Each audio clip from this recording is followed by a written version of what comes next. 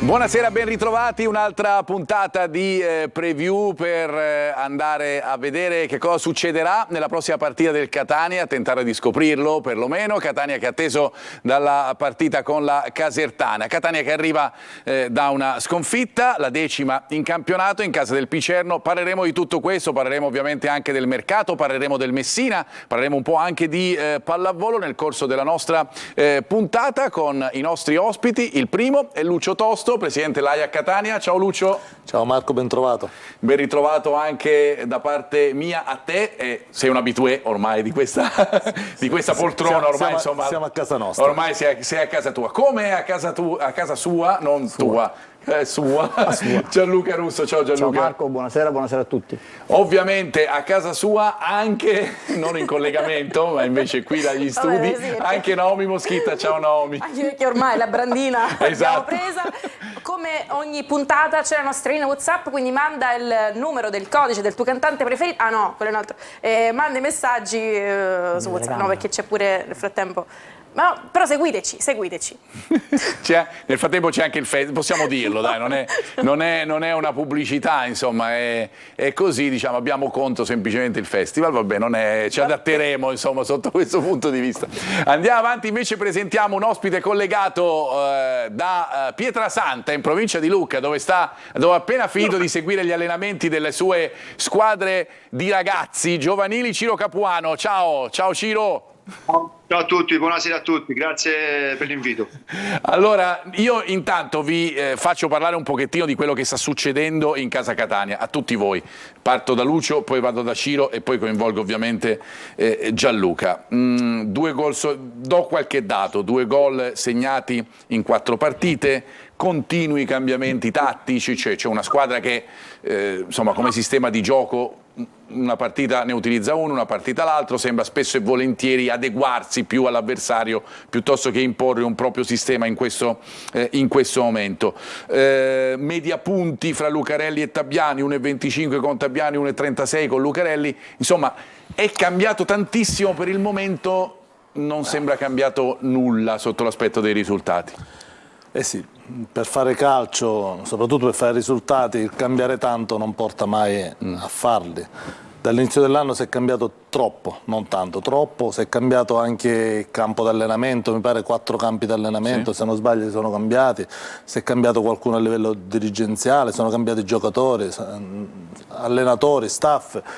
Cambiato tutto, e quindi questo qua per un allenatore, soprattutto per quanto riguarda i giocatori, no? Che c'è stato a Catania ad agosto ad ora, non so quanti giocatori sono andati via, sono arrivati e non sempre in condizioni fisiche ottimali, quindi per un allenatore non è il massimo per poter lavorare. E io ho visto anche indistinta l'ultima partita, mi pare che erano 16, sì. Ed è una cosa, diciamo, usuale per una squadra professionistica, quindi c'è qualcosa, diciamo, sono stati degli errori fatti dall'inizio, la società ha ammesso i propri errori e penso sia corsa ai ripari, ma correndo ai ripari poi non sempre si arriva, diciamo, al dunque, anche perché poi il mercato di gennaio non è sempre un mercato facile, no. E quindi arrivano dei giocatori a volte magari non adesso che andiamo a dare un'occhiata anche alla lista dei giocatori che sono arrivati finora nel mercato. Quindi non è mai facile. In questo momento secondo me quelli che vanno scagionati sono gli allenatori, in particolare Tabiani, perché poi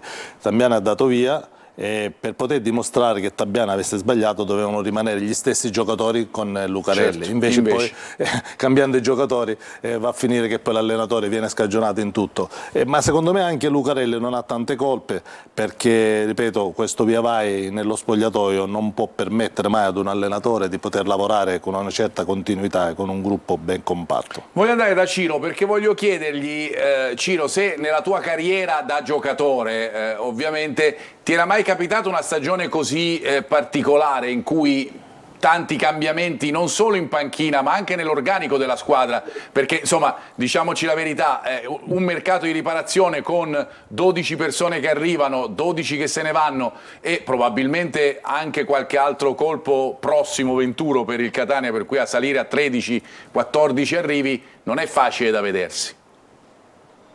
No, innanzitutto no, vabbè, mi è capitato, questo lo sai, da Catania, di allenatore, quello sì, però cambiare nel mercato di gennaio 12-13 giocatori, quello no. Sicuramente, come ho sentito da prima Lucio, diciamo, delle difficoltà ci sono, non è facile, non in cui mettere insieme una nuova squadra proprio.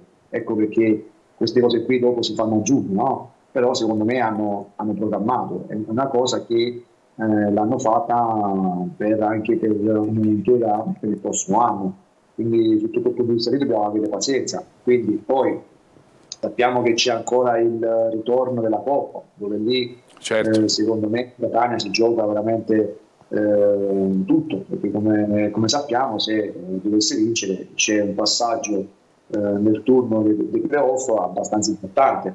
Quindi penso che può darsi che hanno programmato anche una cosa del genere, sperando che ad oggi riusciamo, dico riusciamo perché personalmente mi sento ancora catanese, il titolo del Catania, che possiamo entrare nella zona playoff, quindi sperare che poi dopo questo nuovo assetto di squadra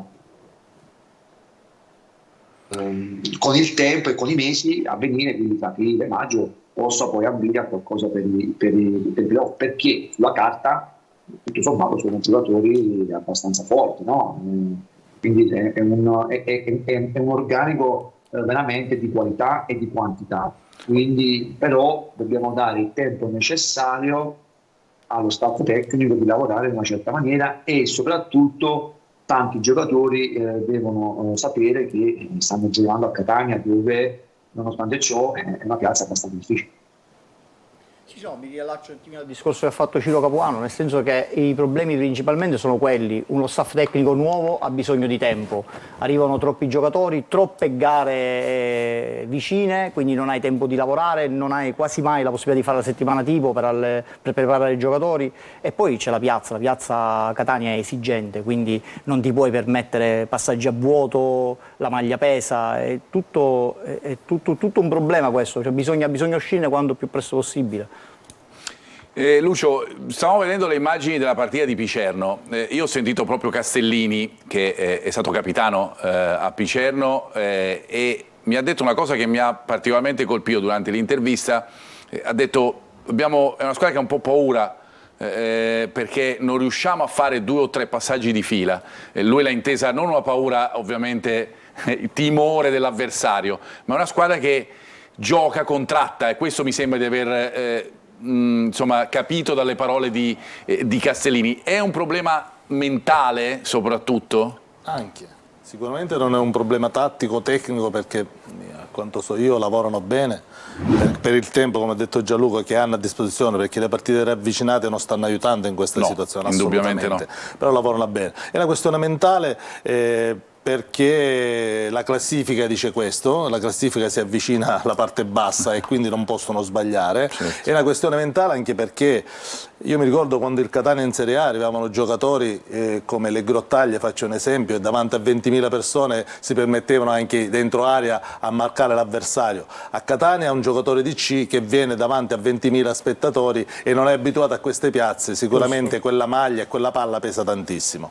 Quindi è una questione mentale, e devo dire anche che, ad onor del vero, questa non è un'annata fortunata per il Catania, perché al di là di tutti gli errori che ci sono stati da tutti i punti di vista, il Catania ha preso una ventina di pali, poi l'avversario con un tiro in porta riesce a portare via l'avversario che è secondo in classifica, e il Catania ha avuto le occasioni per pareggiare, anche per vincere. Quindi diciamo che nel tutto c'è anche un'annata di quelle sfortunate che nel calcio, chi ha fatto calcio sa che ci sono, e il Catania sicuramente la sta passando. Allora, abbiamo fatto una parentesi sul Catania, insomma, su quello che è successo. Io andrei su quello che succederà con Naomi, andando a dare uno sguardo a quello che è il programma della prossima giornata del campionato di Serie C, ricordando che poi mercoledì prossimo si rigioca nuovamente perché c'è il turno infrasettimanale. Naomi. Inizia il 10 febbraio, ore 20:45, la 25esima giornata di campionato con Monterosi Potenza, prevista appunto alle 20:45. Mentre l'11 febbraio alle 14 c'è Brindisi Latina, ancora Giuliano Virtus Francavilla, poi Monopoli Juve Stabia. Alle 16:15 si gioca Avellino Messina e poi Catania Casertana. Alle 18:30 Cerignola Taranto, Sorrento Picerno, Turris Foggia. Mentre il 12 alle 20:30 c'è Crotone Benevento. Al momento la classifica vede ancora in vetta la Juve Stabia a a 51 punti, seguita da Picerno a 45, Avellino 44, Benevento 43, Taranto 41, Crotone Casertana 40, Sorrento 36, Cerignola 35, Giuliano 33, Latina 31, Catania e Potenza 30, Messina 29, Foggia 26, Monopoli 23, Turris, Virtus Francavilla 21, Brindisi 16, Monterosi a 15 punti. Allora vado subito da Ciro, fra poco torno da te Naomi per qualche messaggio da casa, vado da Ciro Capuano. Abbiamo visto la classifica, Ciro, lo dicevi tu, ci vuole il tempo ovviamente e ci vuole vincere la partita con il Rimini, perché poi insomma alla fine per tentare di cambiare le sorti di questa stagione sembra fondamentale proprio quella partita lì. Sì, io quella partita lì l'ho vista in televisione e devo essere sincero, il Catania quella partita lì ha giocato, il Rimini è stato bravo a difendersi, non posso negare, il gioco c'è stato, anzi in qualche momento anche rischiato, no? Perché ovviamente volevamo fare gol, però per quanto riguarda il ritorno, se non sbaglio, c'è a fine febbraio, no? Sì, il 28. Quindi diventa la partita fondamentale. Però volevo aggiungere anche, ho visto anche metà primo secondo tempo contro il Picernio, se il Picernio è la squadra che sta in seconda posizione in classifica, quindi facciamoci anche un conto, e secondo me basta veramente quel poco, no? Di mettere a posto 2 o 3 cosine, 2 o 3 risultati. È normale che poi qui dipende anche un tizio di fortuna, no? Che non deve guastare in quest'anno, però secondo me i giocatori ora ci sono, c'è una quantità di giocatori abbastanza forti, ora tocca veramente allo staff tecnico di mettere quei 12-14 giocatori insieme e far sì per dare questa spinta finale. Vediamo la lista dei giocatori che sono arrivati in casa Catania quest'anno, in questo mercato di riparazione, non quest'anno ovviamente, nel 2024. Questi qua sono i giocatori arrivati in questo mercato di gennaio, sono 12, come vedete li abbiamo messi in lista praticamente dal primo annunciato, c'è Welbeck, fino all'ultimo che è stato Jacopo Furlan. Che giocatori sono, Ciro? Io lo chiedo prima a te e poi faccio un giro qui e poi vado da Naomi con i social. Allora, io alcuni non li conosco Turaro, sono giocatori di una certa quantità e anche una certa esperienza. Sturaro, ma il giocatore Monaco, ora non è che lo devo raccontare io, hanno anche un certo passato, quindi penso che tra giovani e tra anche giocatori di esperienza il Catania abbia fatto questo mercato. Quindi conosco molto bene Ciccinelli, che lo seguo da anni, anche quando giocavo io in Serie C, quindi sono giocatori importanti che hanno fatto la loro storia anche in Serie C e quindi in piazza anche importanti.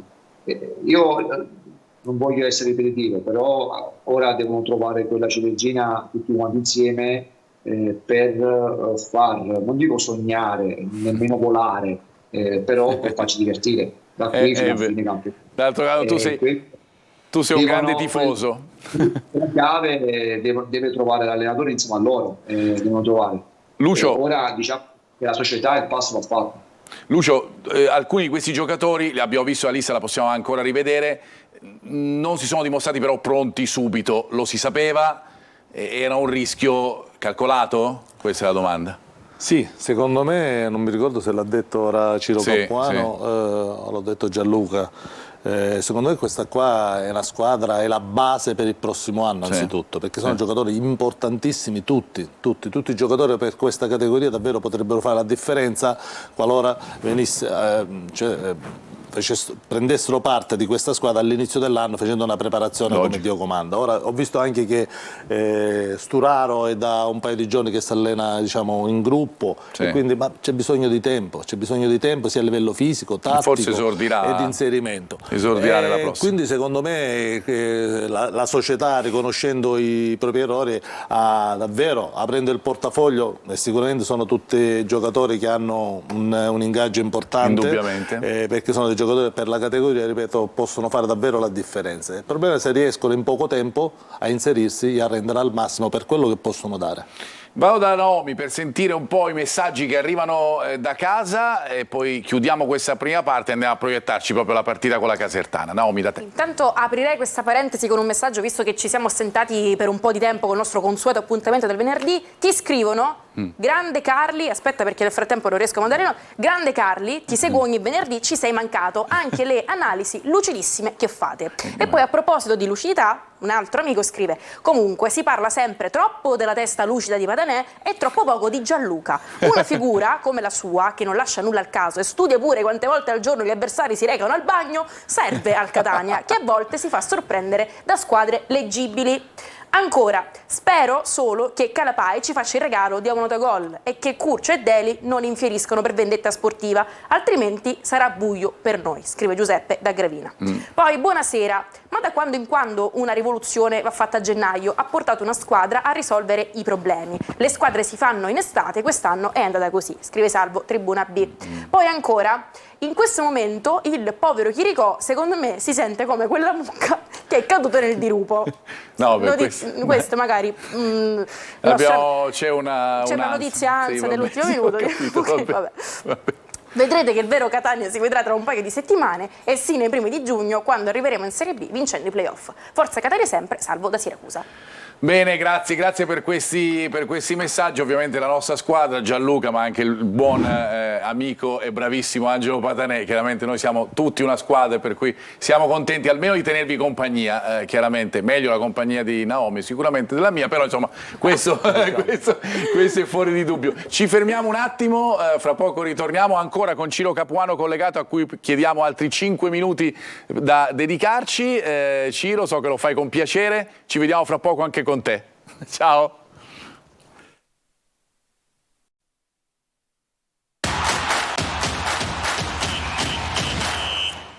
Di nuovo in diretta con la nostra preview, analizziamo la prossima partita del Catania. Prima abbiamo analizzato un po' la situazione legata al mercato, quello che è successo durante il mercato di riparazione, di rivoluzione nel caso del Catania. Adesso ci proiettiamo alla partita con la Casertana, andando magari anche a vedere le immagini di quella che è stata la partita dell'andata, perché la partita dell'andata è sicuramente un bel ricordo per uno dei pochi, diciamo la verità, bei ricordi di questa stagione per i tifosi del Catania, con un 4-0, una vittoria per 4-0 a Caserta, inaugurata da uno splendido gol che vedremo fra pochissimo di Chiricò da centrocampo. A proposito, fra poco ne vedremo poi anche un altro da centrocampo di un giocatore del Messina. Eccolo qua il gran gol di Chiricò.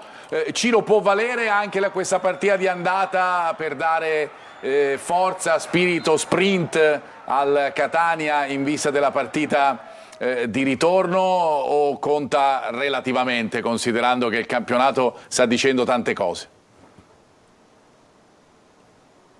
Non sentiamo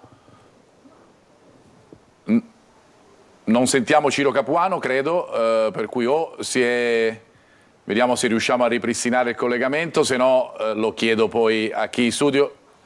Dovresti riattivare il microfono, Ciro. Intanto vado da Lucio gli faccio la stessa domanda, legata proprio all'andata. Ovviamente non può avere un peso specifico, è chiaro, però magari avrà un significato. Questa è un'altra squadra del Catania, che ma anche della Casertana, infatti. Anche della Casertana, quindi è una partita a sé, una partita dove c'è una squadra come il Catania che ha bisogno di punti per forza. Questa è una partita fondamentale per il Catania.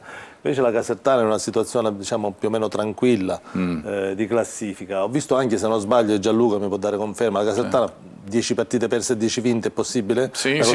Quindi la squadra, questo fa capire, i numeri fanno capire, ma poi lascio a Gianluca il lavoro suo. Fra un po' la rivediamo. È una squadra che se le gioca gioca le partite tranquillamente e potrebbe essere anche un vantaggio per Anche il se anche Catania. loro, sai, un po' di polemica, vi faremo sentire poi una conferenza stampa dopo la partita con il Potenza pareggiata 0-0, in cui Cangelosi insomma fa capire che anche Caserta è una piazza difficile in cui hanno costruito per vincere e non ci stanno riuscendo in questo, soprattutto in quest'ultimo periodo. Però il Catania è con l'acqua alla gola delle due, penso sia la squadra che abbia più bisogno di punti. Volevo capire se c'è già di nuovo Ciro Capuano, ancora no? Allora Gianluca, vado da te perché fra poco parleremo un pochettino della Casertana.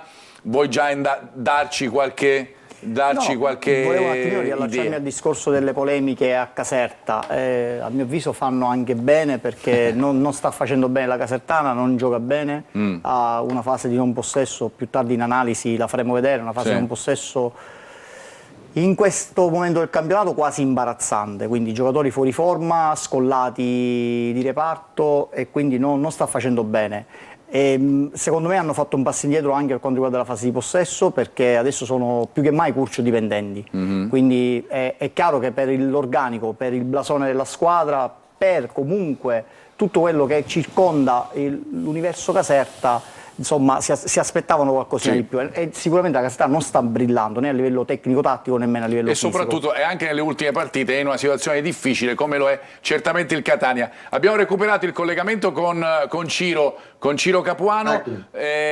L'importanza, ecco, allora cambio la domanda per te, l'importanza di questa partita: si torna a giocare al Massimino dopo 2 trasferte di fila, il pareggio di Foggia che tutto sommato aveva dato anche qualche speranza, soprattutto per il modo in cui il Catania ha giocato nel secondo tempo in inferiorità numerica, e poi la sconfitta in casa del Picerno. Si torna al Massimino, quanto è fondamentale secondo te portare a casa i 3 punti per provare a riprendere il cammino, a riprendere la marcia? Ma non dico importante, secondo me è importantissimo anche per trovare un attimo anche la fiducia, per mettersi anche per non allontanarsi troppo dalla zona playoff. Penso che sia veramente una partita molto importante e decisiva anche per il cammino, anche come sai i social, i giornali, qualche allarme anche per quanto riguarda l'allenatore, quindi penso che dopo un po' questa partita qui, sai, qualcuno si può fare anche qualche altra domanda, e se non è il caso di cambiare anche l'allenatore, spero di no, anzi lo escludo proprio. Non credo che ci sia questa evenienza al momento, appunto tendiamo a escluderlo. Quindi speriamo che il Catania torna subito questa vittoria con questa partita, sperando anche che faccia anche un bel gioco per il proprio futuro. Ciro, io ti ringrazio come sempre per la tua disponibilità e per il tuo intervento. Un abbraccio. Buona serata, grazie a tutti, buona serata. Grazie a Ciro Capuano. Andiamo a vedere invece le statistiche a confronto per immergerci sempre di più nella prossima sfida con la Casertana. Alcuni dati statistici interessanti che vi facciamo vedere e che analizzo con Lucio e con Gianluca. I gol da fuori area, dove la Casertana ha una buona statistica sicuramente, con i gol subiti da fuori area con il Catania che è in quella difficoltà. L'età media vi voglio fare verificare e vedere, dove la Casertana è insomma la squadra più esperta, vogliamo chiamarla così, del campionato di Serie C. Poi Gianluca, vado da te perché ce ne sono altri 2 o 3 che secondo me è il caso di analizzare. Sì, diciamo che sono numeri a vantaggio del Catania, si tratta solo di numeri ovviamente, però mi riferisco ai dribbling, adesso non vedo più la, ok, mi riferisco ai dribbling, quindi la percentuale di successo. Abbiamo il Catania che è primo in tutte e 3 i gironi di Serie C, con una percentuale di successo di 1 contro 1 importantissima, quasi il 61%, a dispetto della Casertana. Così come i duelli difensivi, la percentuale di successo, i duelli difensivi vinti. Sono dati, poi siamo secondi su 60 squadre, sono dati un po' contrastanti, perché comunque la posizione di classifica del Catania non dice questo, dice di una squadra distante ancora dai playoff. Altra situazione importante sono il numero di sostituzioni. Il Catania è quinta come numero di sostituzioni, a dispetto della Casertana che è ultima Quindi perché ne ha come fatte numero, pochissime. ne ha fatte poi 78, quando Sì. la media in Serie C in tutte le regioni credo sia intorno ai 100-105 sostituzioni Sì. mediamente per squadra. Quei 78 sono veramente pochi. E quindi 24 partite. questo poi ti fa capire, se analizzi questi dati, come dico sempre, sono il DNA poi della tattica. Una in media di campo. 3 a partita praticamente. Ti fa capire perché hanno quell'abbassamento di forma durante le partite. Vedi la partita col Messina, Sì. vedi giocatori che vanno a 2 km all'ora, quindi credo che questo vada ad influire veramente tanto. Questo può influire, insomma, 2 km all'ora, ma è sempre particolare. Esagerato? Gianluca, 4, diciamo, vabbè. vanno piano, vai. Ecco, questo sembrerebbe, Avremo modo di vederlo. così, abbiamo modo di vederlo fra pochissimo. Può essere una chiave questa per il Catania, Lucio. Ma sicuramente i numeri, i match analyst, non ci sarebbe bisogno, no? Sono importantissimi, sono fondamentali, come la figura come Gianluca è importantissima per queste squadre, perché sono questi numeri poi che ti aiutano poi a impostare il lavoro della settimana dell'allenatore in base proprio a questi numeri. Si parte da là, o no Gianluca? Sì, è il DNA, dico, però c'è bisogno che li vedano questi numeri gli allenatori. Esatto, bisogna che si Tante prendano in tante volte considerazione. fanno finta di vederli e poi, ma quello è un altro discorso. Ma non stiamo parlando del Catania, stiamo parlando in No, generale. ovviamente sì. Tengo a specificare perché insomma, sennò sembrerebbe che, visto che stiamo parlando del Catania, parliamo in questo caso però dello sì, Sassuolo. come dici tu, mister, è il DNA. Inizi da là, ti fai già un'idea, analizzi la squadra, scendi nell'aspetto tattico, inizi a vedere 4-5 gare. E poi sono molti di più di quelli che abbiamo visto, i dati statistici. Sì, Ah, è chiaro che ti aiuti poi con una grafica, con dei grafici, sì.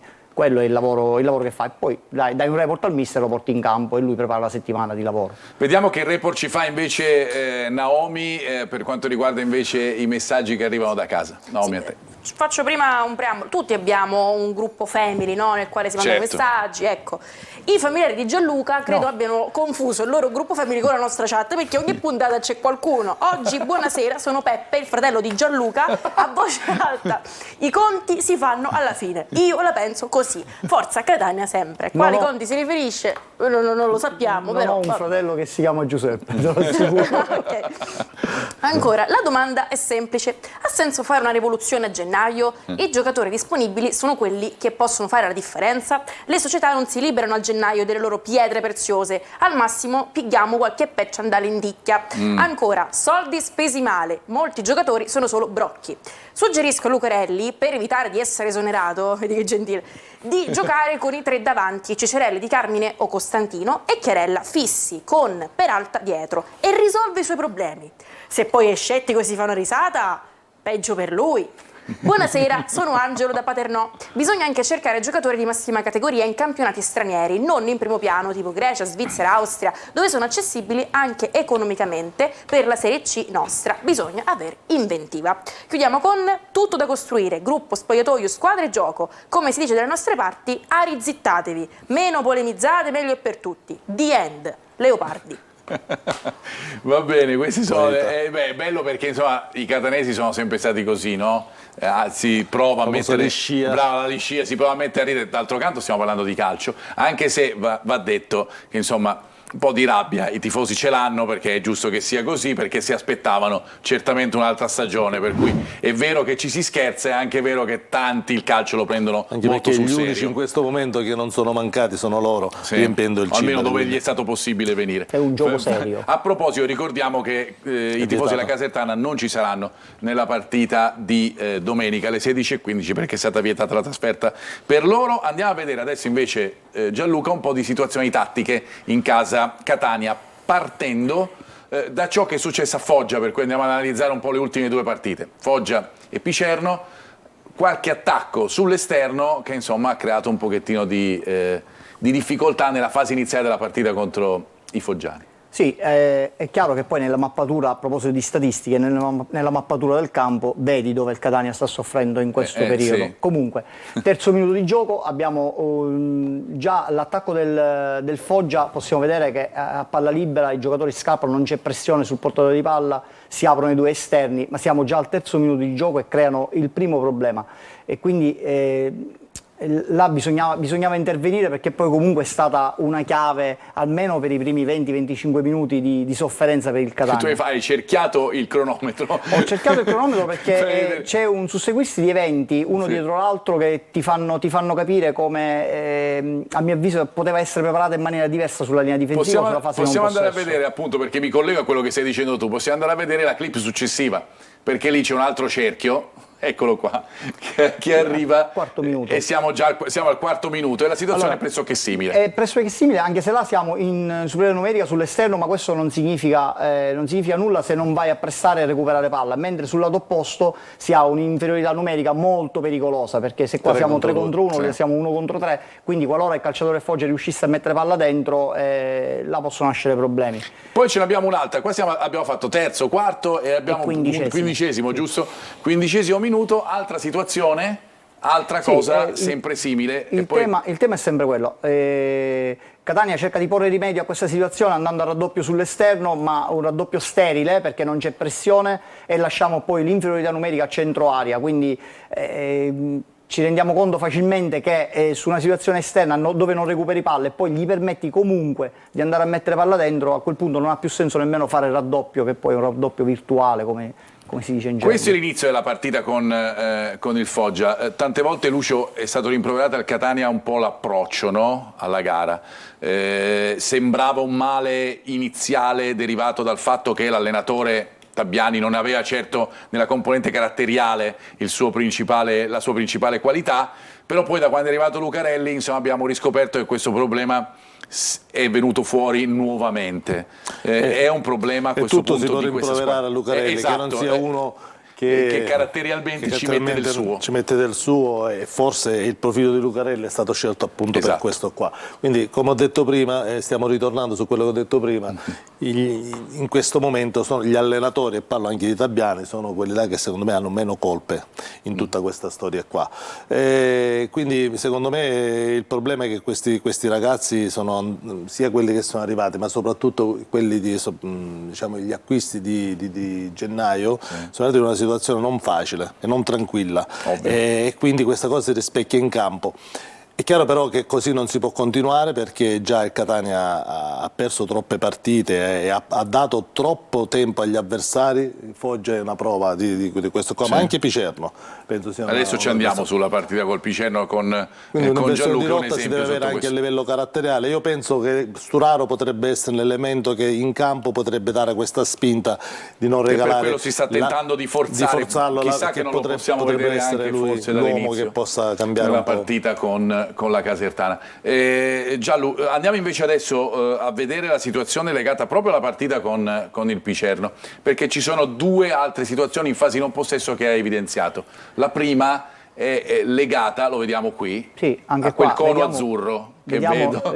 Vedi, è una situazione che poi comunque fa rabbia, perché a parte il giocatore solo in aria, vedi il possesso palla, cioè il primo giocatore, il marcante, a un certo punto si ferma, cambia lo stile di corsa, cambia la velocità, e secondo me in quella zona di campo con un giocatore a piede invertito è inaccettabile, capito? Quindi qual è il problema? È un problema tecnico, tattico, di motivazione. Andiamo sempre però sulla testa del Catania. Sì. E quindi a questo punto potremmo pensare anche che le squadre avversarie, c'è qualche problema là in quella zona da parte del Catania e vanno a forzare le giocate là. Però là non è un problema di mancanza di raddoppio, o c'è densità dei giocatori del Catania, cioè tu non ti puoi fermare al primo dribbling al limite dell'area, cioè quello è il problema.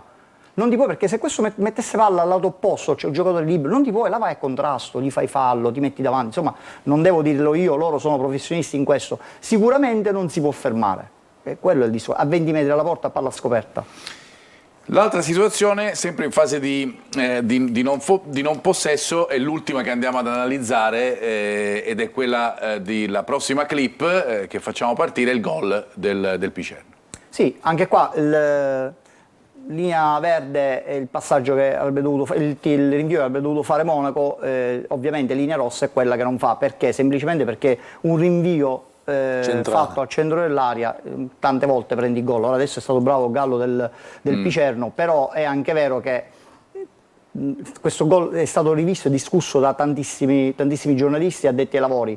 È chiaro che è un rinvio sbagliato, ma quando c'è un rinvio sbagliato in quella zona di campo, che è la tua zona di competenza, quella è la tua casa, è un problema di postura. Non devi arrivare scomposto in quella maniera per poi andare a rinviare col piede, magari col piede debole. Sì, in tanti si sono concentrati sulla mancata reazione di Teio e di Quaini per andare a chiudere su Gallo. Tu invece ti stai concentrando anche sul rinvio di Monaco, che è stato sicuramente sbagliato. È chiaro che la gravità della situazione, cioè, ha molte lacune questa azione. Ma perché nasce da...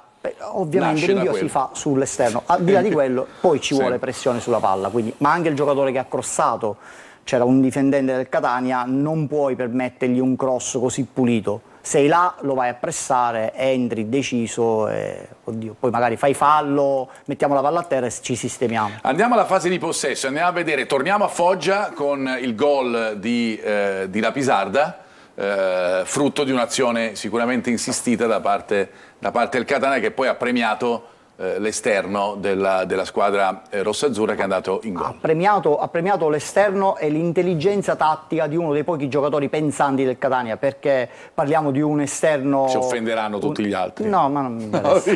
Nel senso che in questa situazione se Lapisarda non avesse fatto quella che poi è una sua caratteristica, la corsa verso il centro dell'area di rigore, non avremmo mai fatto questo gol. Quindi vanno dati i giusti meriti a Lapisarda, perché è una skill comunque che lui ha in più rispetto ai suoi compagni di squadra e a tantissimi altri giocatori che fanno questo ruolo. E questo è importante, no Lucio? Perché insomma poi alla fine tu puoi schierare, tu sei un allenatore, Gianluca è un allenatore, potete schierare poi le squadre come volete però poi alla fine sono quelli che vanno in campo, no? sono loro, che ti cambiano qualcosa. Tutto quello che dice qualcosa. Gianluca sì a livello tattico, però manca un po' d'aggressività nella fase nevralgica del campo. Una cosa è attaccare l'uomo, una cosa è aggredirlo e conquistare, e anche fare fallo, come diceva Gianluca. Il concetto, mister, è quello, cioè la palla va marcata.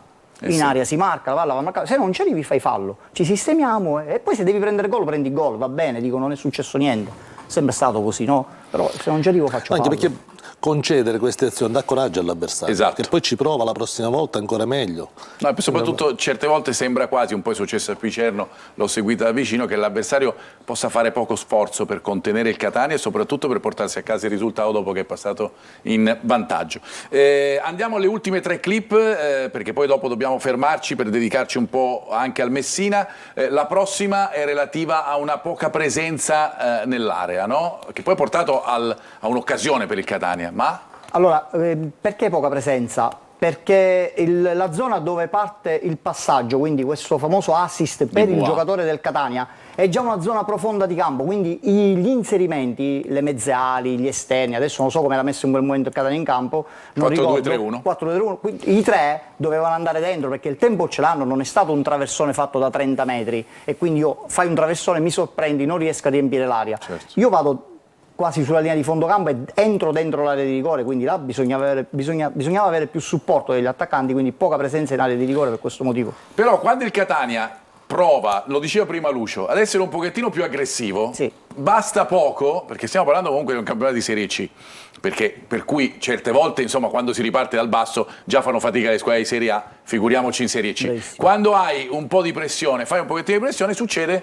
quello che ci dici nelle ultime 2 clip, Gianluca, che si recupera la palla. Bastano 2 giocatori messi con la postura giusta e la traiettoria di corsa giusta, queste sono le azioni che escono fuori. Sì. Adesso bravissimo il difensore perché è andato in scivolata senza fare fallo a recuperare, però vedi, gli chiude il passaggio orizzontale e l'altro subito pronto a fare, come lo chiamo io, il pressing preventivo, quindi la pressione preventiva. Io l'ho visto orientato, so che darai palla là, faccio una corsa veloce per andarla a recuperare e quindi là il giocatore del Catania va a contrasto, recupera palla, poi fanno un 1-2 e lo presenta solo al limite dell'area. Per fare questo ci vuole una buona condizione fisica e mentale, probabilmente anche la prima. Ma qui hanno pressato in 2, cioè qui è bastato che Teio e Costantino facessero dei movimenti. No, magari non è inquadrato, ma poi c'è tutta la squadra. Sì, c'è tutta la squadra, che ok, va sale. bene. Sì, per fare questo lavoro, per farlo, una volta si può fare, ma per farlo in una partita di 90 minuti ci vuole una buona condizione fisica, ma anche mentale. Guardiamo la prossima, perché questa è ancora più esemplificativa, perché insomma sì, c'è l'errore da parte del Picerno, ma c'è Gianluca. Sì, anche qua gli tolgo tutti gli appoggi, Guarda perché qua. questa è una giocata che il portiere doveva fare sulla sua destra e non ha avuto il coraggio perché c'era Costantino in zona. Ok, a sinistra non la poteva fare perché era prestatissimo, quindi poteva solo buttarla. Ma è la questo Costantino che gli ha dicevi, tolto- che dicevi Lucio tu. Lo fanno bene. Esatto. Bisogna vedere se la quantità non riescono a farla per una questione fisica oppure per una questione mentale. Perché poi vedi come continua l'azione, c'è qualità. Perché Tranne nel tiro quella- finale, quella in questo cosa che fa caso che- No, ma certo. è andata No, così. guarda, È andata così. guarda, se era al contrario sta palla entrava dentro, Sì. perché Catania così, cioè, Sì, nell'errore certo, sul gol del se Catania la- quella palla è passata È tra chiaro. No, ma io 100 non sto gambe fatti- e poi è non andata sto a beccare dicendo che non ha l'angolino. qualità Costantino, sto dicendo che in questo caso è andata così. Purtroppo sia nel primo Poco tempo. fa che ha nel detto una secondo. grande verità il mister, cioè Catania è sfortunato quest'anno, questo Sì. bisogna dirlo, al di là degli errori, della Ma anche in qualità. quel gol, quella è andata a beccare l'angolino tra tante gambe, magari. La messa è l'unico posto dove il povero Albertoni non poteva arrivare, noi invece arriviamo a fermarci per tornare fra pochissimo faremo la parentesi ovviamente dedicata al Messina che sta andando invece a vele spiegate nell'ultimo periodo e poi ritorniamo a parlare dell'avversario del Catania, cioè la Casertana, fra poco.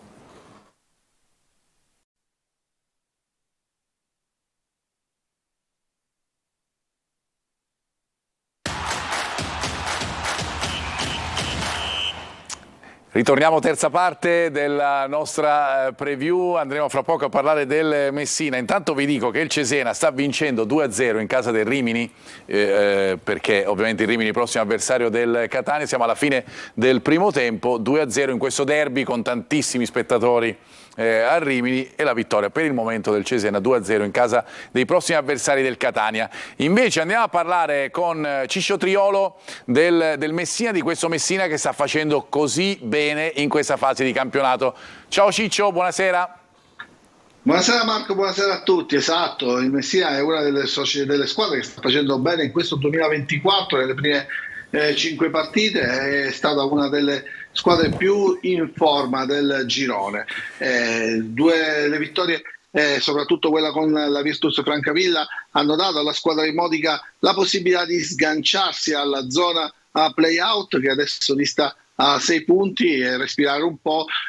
E domenica ci sarà questa sfida all'Avellino che potrebbe veramente cambiare il corso della stagione del Messina. Sono tra le due squadre che stanno meglio, sia Avellino che Messina, obiettivi naturalmente diversi, per questo sarà una gara particolare, soprattutto per i giallorossi, che potrebbero anche strizzare l'occhio in caso di risultato positivo alla zona playoff.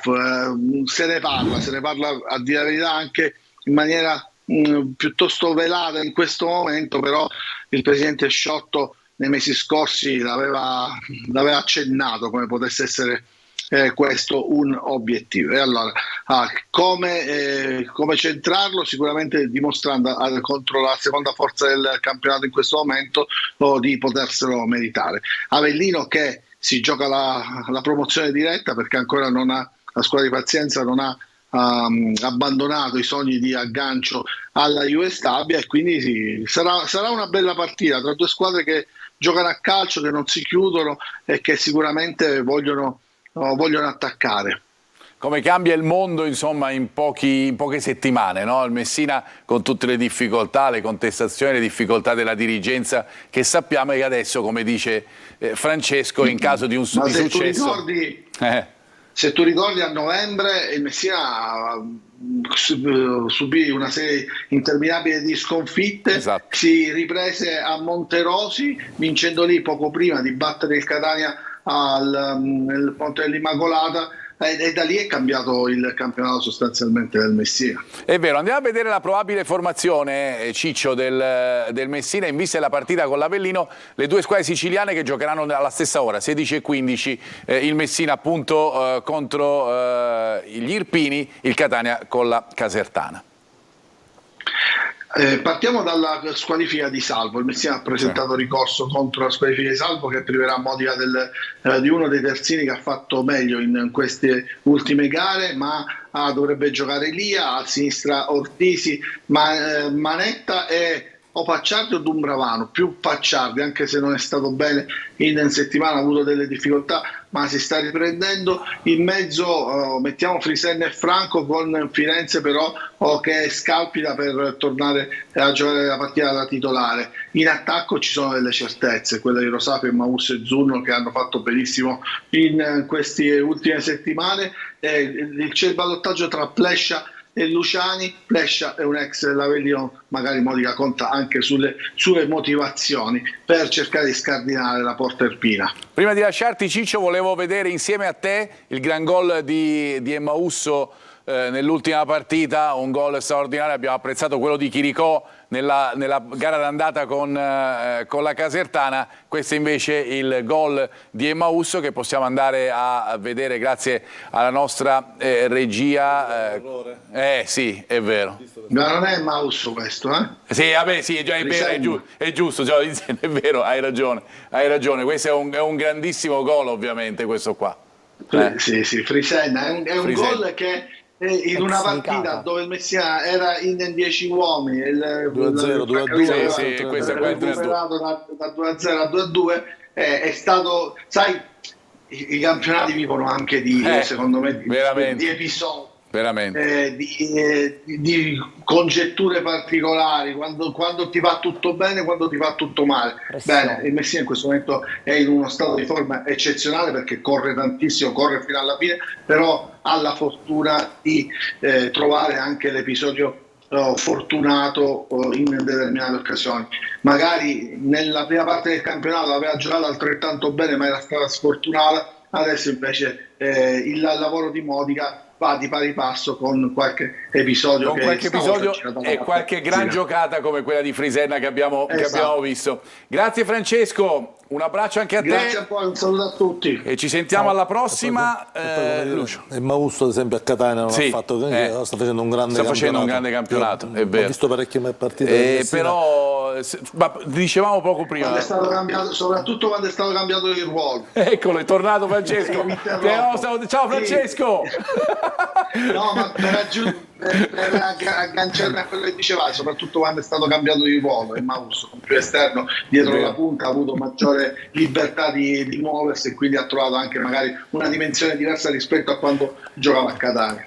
Grazie Ciccio. E poi si vede anche un po' di pubblico al Celeste, che era da tanto tempo, ho visto che anche a livello di presenze.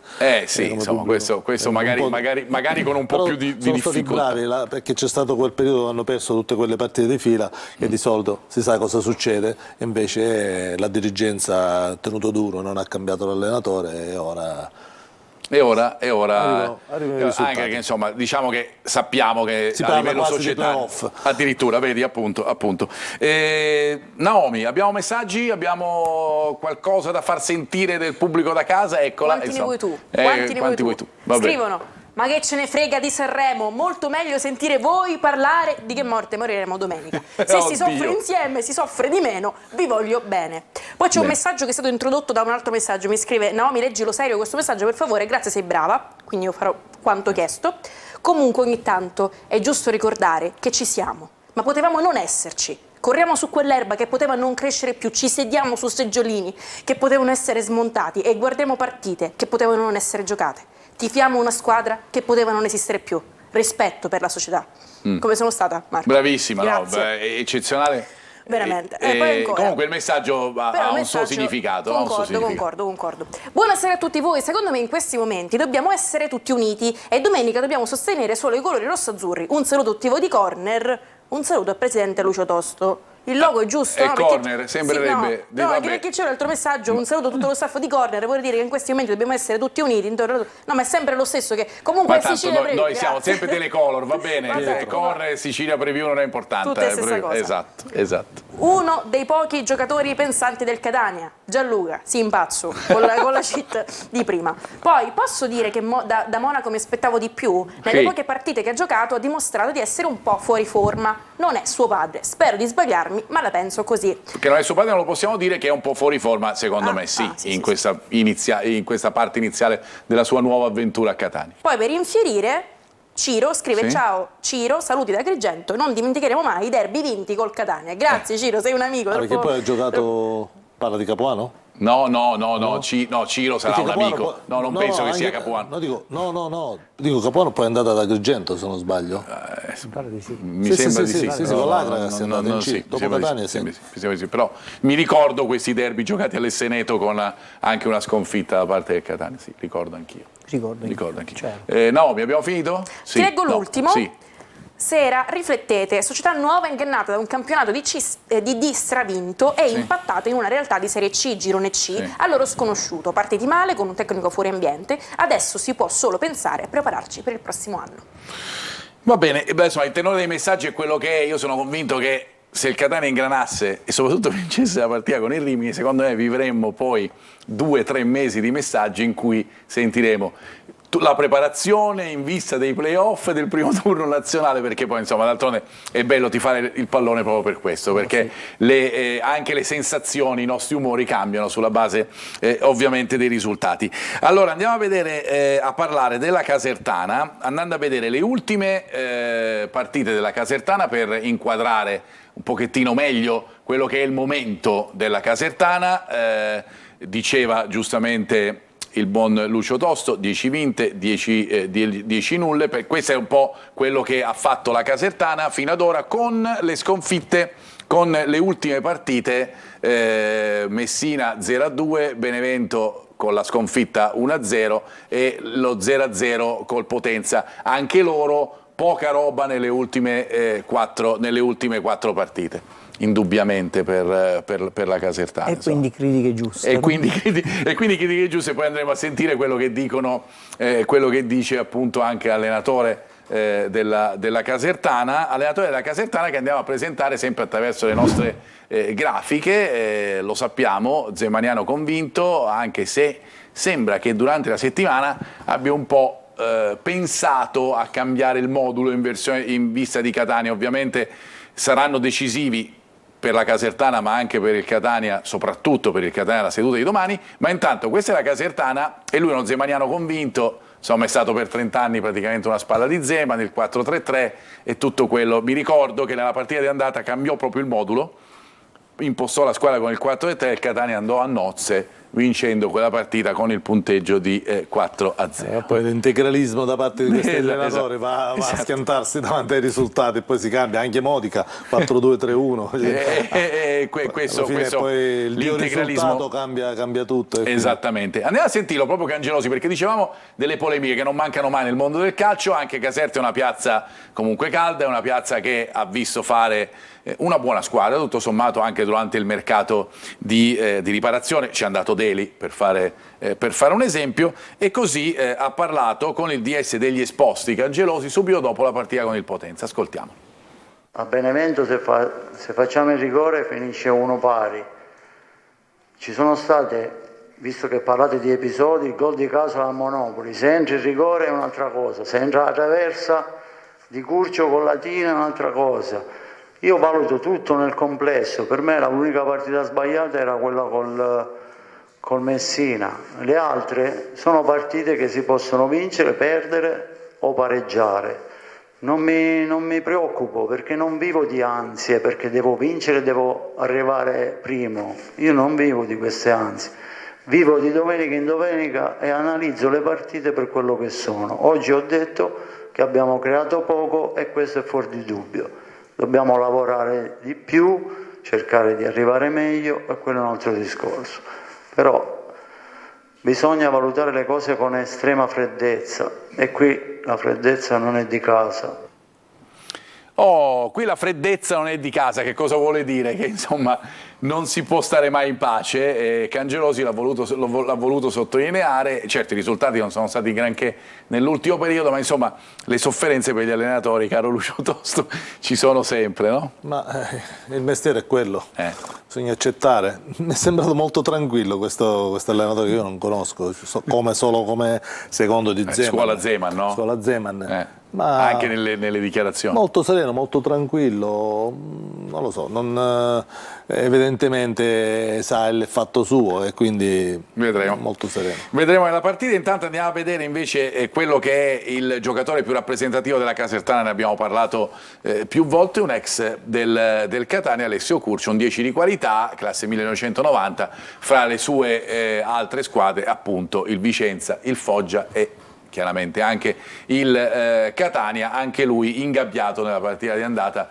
non ha fatto praticamente nulla o quasi, anche se è certamente un giocatore di grandissima qualità. Andiamo a vedere adesso invece con Gianluca un po' di note tattiche della Casertana. Sorrido perché siccome prima tu mi parlavi di vanno a 2 all'ora, per cui mi è venuta in mente questa cosa, però partiamo da un bel gol della Casertana che nasce da una particolare situazione di densità che porta in una zona del campo particolare. Sì, questa è la Casertana, buon palleggio e poi spostano la palla sull'esterno dove fanno densità di uomini per attirare proprio le marcature preventive degli avversari. A palla libera si cerca immediatamente il lato opposto dove di solito da destra a sinistra poi trovi Curcio. Sì. Quindi Curcio è un giocatore forte, l'abbiamo presentato, lo conosciamo tutti, nell'1 contro 1 è come se fosse in superiorità numerica. Bella azione, bel gol. Perché è forte e questa è una situazione che dovrà stare attento, perché quando loro ti spostano palla con questo palleggio vicino e rapido sull'esterno, là bisogna interromperla e entrare decisi e forti, perché poi ti vanno a cercare Curcio al lato opposto. Quindi questo è un tema tattico partita con il Monopoli, ne vediamo un'altra, in un'altra partita della Casertana, e la situazione è praticamente identica, dunque connaturata un pochettino nel modo di giocare della squadra di Cangelosi. Sì, anche là possiamo vedere questa copertura preventiva dei giocatori del Latina, non appena loro è possibile cambiano gioco sul lato opposto, quindi bisogna fare attenzione che non è una palla sul lungolinea per poi andare a fare un cross. Vedete quanti giocatori avversari ci sono del Latina? Certo. E quindi è proprio una fase di palleggio quasi snervante, la toccano sempre in continuazione, cambi di posizione, terzo uomo, appena possono mettono palla dentro. Andiamo invece adesso alla fase di non possesso, qui viene fuori, qua non sorride, è così, viene fuori la tua battuta di prima su una certa lentezza insomma nel recuperare le posizioni. Sì, parliamo di palla inattiva, guarda un attimino la disposizione difensiva dei bianchi e sono la Casertana, tutti a guardare la palla, nessuno che si occupa del giocatore. Il concetto, quando si parla di calcio in area di rigore, il concetto è sempre uno, si marca. Quindi è inutile andare a guardare che cosa bisogna marcare, perché se non marchi poi subisci gol e devi andare a rimontare. Quindi è una palla non forte, è una palla che viene dall'alto, scende come la neve, quindi lenta. Ce n'erano 3 contro 7 bisogna andarla a prendere. Marcano nei calci piazzati a uomo oppure a zona o mista? Non ho capito. Nei calci piazzati come marcano loro? No, fanno una zona mista loro. Zona mista. Sì. Andiamo a vedere l'azione successiva, anche in questo caso, qui abbiamo parlato di reazione, no?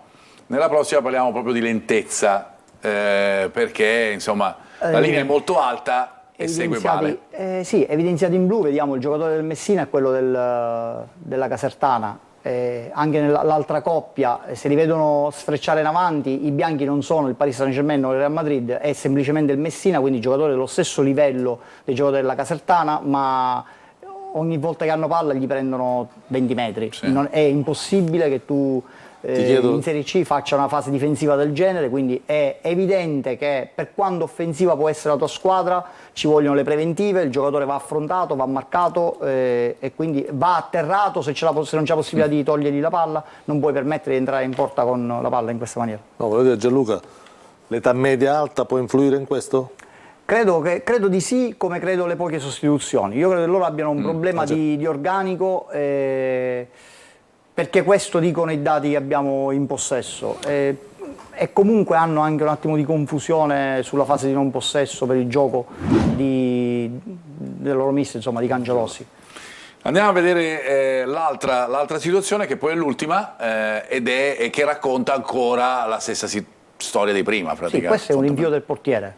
Difesa, se tu sei con la difesa con la linea così alta, devi comunque assorbire intanto quel colpo di testa che favorisce l'inserimento dell'attaccante, poi dopodiché è impossibile che tu non riesca a prendere in 50 metri l'avversario palla al piede. Ma neanche fallo. Esatto. Quindi quello mi lascia veramente perplesso. Questa situazione si è riproposta magari non subendo gol in altre partite, noi ovviamente per questione di velocità non le abbiamo messe, però vedi è un rinvio del portiere, è assurdo, là stacca da solo praticamente, quindi non c'è nessun contrasto, l'altro va in mezzo, non c'è preventiva, di solito un giocatore si stacca qualche metro.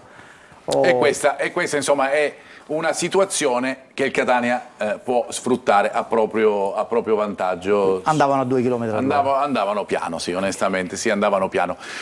Chi tenterà di aumentare il proprio ritmo è invece sicuramente la Farmitalia Saturnia di pallavolo, che è impegnata domani in una partita difficilissima contro i campioni d'Italia e primi in classifica del Trentino. Possiamo andare a vedere la classifica della Superlega, fra poco torneremo a parlare di calcio con le probabili formazioni di Catania e Casertana. Questa è la classifica che vedete. Catania è sempre ultima, ma c'è una situazione particolare perché insomma, intanto vi dico che sono stati venduti 1500 biglietti per la partita di domani. Ricordiamo che stiamo parlando di uno spettacolo non indifferente, anzi proprio bellissimo, con la squadra più forte, una delle squadre più forti del mondo, che viene a giocare domani a Catania alle 18:30 al Pala Catania, ma soprattutto con gli ultimi risultati che sono maturati nel campionato, la squadra bianco-blu ha la possibilità, vincendo i 2 scontri diretti con Padova e Taranto, probabilmente di poter centrare una salvezza che sembrava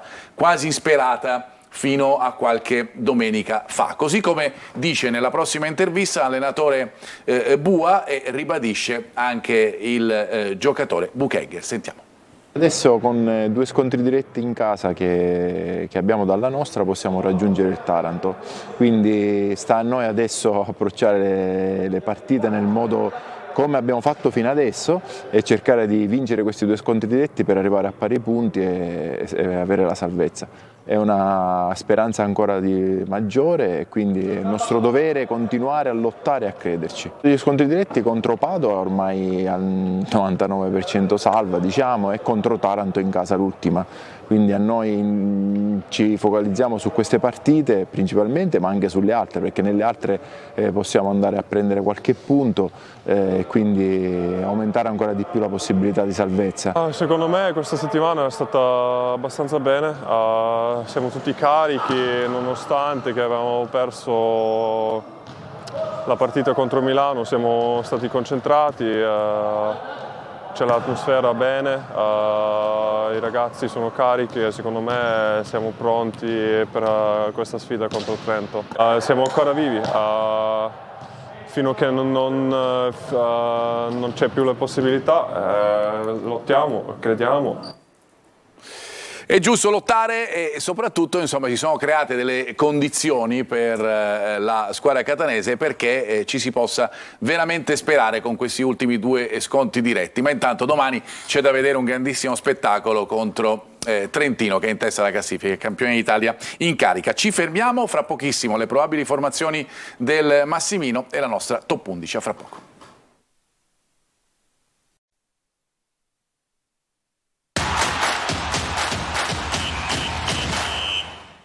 Eccoci di nuovo in studio, ultimi minuti della nostra preview, andiamo a vedere quelle che potrebbero essere le probabili formazioni della partita del Massimino fra Catania e Casertana, partendo dalla squadra rossazzurra. Vi diciamo ovviamente che tanto dipenderà dalla seduta di rifinitura di domani, perché il Catania, lo sapete, è tornato da Picerno martedì, praticamente allenamenti con la squadra, ne ha parlato anche Lucarelli in conferenza stampa, insomma l'ha detto, è una squadra che difficilmente riesce a fare seduta di rifinitura defaticante e poi insomma le altre situazioni. Questo potrebbe essere lo schema della squadra del Catania per la partita con la Casertana. Ci potrebbe stare il 4-2-3-1, con Peralta ovviamente ci sono tanti dubbi, ci potrebbe stare anche l'esordio di Sturaro, questo ve lo diciamo, che potrebbe partire anche alla ripresa, ma potrebbe anche iniziare fin dall'inizio, con il dubbio fra Cianci e Costantino davanti, con il dubbio fra Curado e Monaco lì in difesa, e poi se Castellini si dovesse spostare al centro potrebbe giocare anche un esterno di sinistra diverso. Ovviamente ci sono tante considerazioni che Lucarelli deve fare nella rifinitura di domani. Andiamo a vedere invece la Casertana per capire un pochettino quella che è la situazione invece in casa di Cangelosi, perché Cangelosi, l'abbiamo detto, potrebbe decidere di girare la squadra con il 4-2-3-1 anche lui, è quello che ha provato durante la settimana, almeno fino alla seduta di ieri, perché ci sono dei giocatori come Casoli e Damian che non si sono allenati né mercoledì né giovedì, per cui questo potrebbe portarlo a modificare l'assetto, anche lui pensare a un 4-2-3-1 con alcune vecchie conoscenze, Curcio l'abbiamo detto, ma anche Deli sicuramente, e poi appunto sull'esterno Calapai. Voglio andare da Naomi per gli ultimi messaggi e poi chiudiamo con la top 11. Naomi, a te. Chiudiamo con qualche messaggio così un po' al vetriolo. Scrivono: il gol del Picerno, la colpa è solo di Quaini, che sul tiro praticamente si sposta. Dico io, possibile non vederlo più in campo? Poi, formazione rivoluzione? Vorrei vedere Castellini e non Curado, scrive Simona. Poi ricordate queste parole: a breve il Messina ci supererà in classifica, con la grande felicità di Triolo. Ottimismo. È qui con noi? No, pensavo riapparisse come prima. No, non riappare in questo caso. Salvarci è l'unico obiettivo da raggiungere. Per la promozione bisogna ricostruire in maniera seria e professionale, scrive Toni. Perché non si fa adesso il confronto tra le medie punti di Tabiani e Lucarelli? L'abbiamo detto a inizio puntata. Buonasera, secondo me i nostri giocatori sono abituati a grandi palcoscenici e si trovano male in queste realtà. È un mio parere, comunque forza Catania. L'alibi adesso è il fatto che non ha la settimana tipo in allenamento poiché ci sono troppi incontri ravvicinati. Per il momento ci fermiamo qui. Insomma, è vero che ci sono troppi incontri avvicinati, non ci sono dubbi su questo, così come non ci sono dubbi che, avendo parlato di 4-2-3-1 in varie versioni, abbiamo impostato così anche la top 11 di questa giornata, diciamo, di preview, con la colonna, diciamo, portante, che è sempre quella della Juve Stabia, con il portiere, con il centrocampista centrale che è Leone, con Bellic e con Mignanelli. Però ci sono tanti giocatori, Gilli che l'abbiamo visto ad esempio protagonista nel recupero su Teio nella partita, Teio un po' lento, lui sicuramente bravo, e De Francesco che ha segnato contro il Catania, Starita che sta facendo un campionato eccezionale, e c'è la presenza di Emma Usso, di cui ne abbiamo tessuto le lodi, vero Lucio, in questa fase, e di Murano che ha giocato solo un tempo e non granché bene nella partita con il Catania, ma che comunque si è reso protagonista di una stagione eccezionale. Gianluca, come sempre ricordiamo che non sei tu che decidi, giuro che non sei tu, ma sono dati statistici, insomma, messi insieme, che poi formano. Noi scegliamo solo il modulo, di volta in volta scegliamo un modulo, e questi sono i risultati. Abbiamo concluso. Grazie Lucio Tosto, come sempre. Grazie Marco, grazie a voi per l'invito. Grazie Gianluca, noi ci vediamo la prossima settimana no, perché c'è il Catania che gioca nel turno infrasettimanale, insomma, la successiva vacanza. Io vado a Latina in vacanza. No, mi vuoi venire con me a Latina? No? Io verrei con piacere, ma purtroppo sono segregata qui in questo cubicolo, quindi ci vediamo domenica, però in lontananza, ci vediamo da lontano. Tu sei là e io sono qua. Da lontano, è vero. Ricordiamo gli appuntamenti. Ciao Naomi, grazie ancora. Ricordiamo gli appuntamenti con Telecolor, la diretta della partita di domenica, con i collegamenti dallo stadio con Angelo Patanè e Carlo Breve per la partita fra Catania e Casertana, poi le interviste nel post gara, e poi ritorneremo con Corner a partire da lunedì, e poi con la partita con il Latina di mercoledì. Insomma, tanti appuntamenti con lo sport targato Telecolor. Noi con Preview ci rivediamo alla prossima. Ciao.